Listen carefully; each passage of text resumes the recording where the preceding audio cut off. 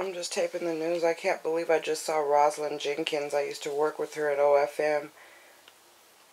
Has organized all sorts of events over the years, like this youth march to the Capitol in 2007, and a legislative day the year before.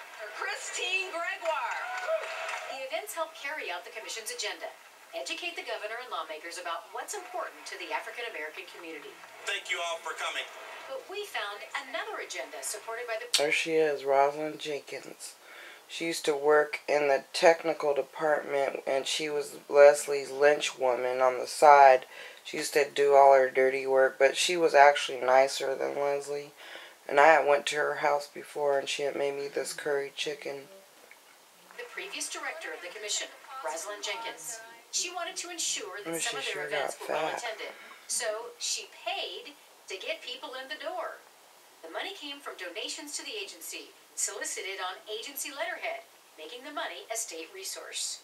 And does that have a place in state government? I don't think so. This is what we found.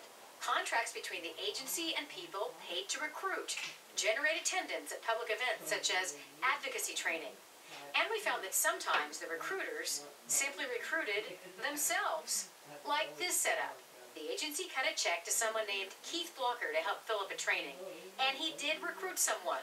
Name on the list, Keith Blocker. Well, first question is, if we have to pay people to go, how important is it? Representative Sam Hunt chairs the House committee that oversees ethics in state government. You know, are you doing this to make your agency look good?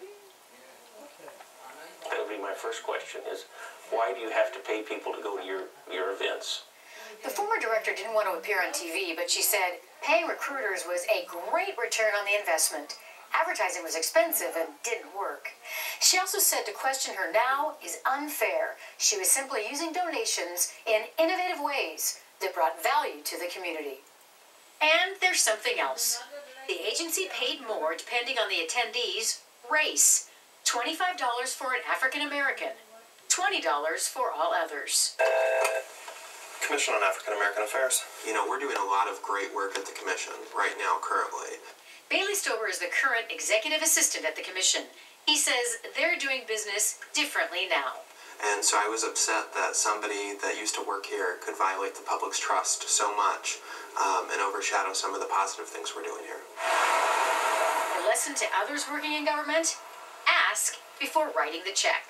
One of the questions I always try to think of is, if I do this, is it going to wind up in the news?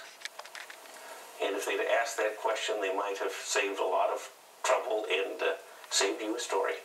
In Olympia, Susanna Frame, King 5 News. The former director tells King 5 she paid recruiters more for young African Americans because that was the hardest demographic to reach. She quit the agency at the end of 2011. A Seattle soccer coach is beaten by two teenagers as he waits for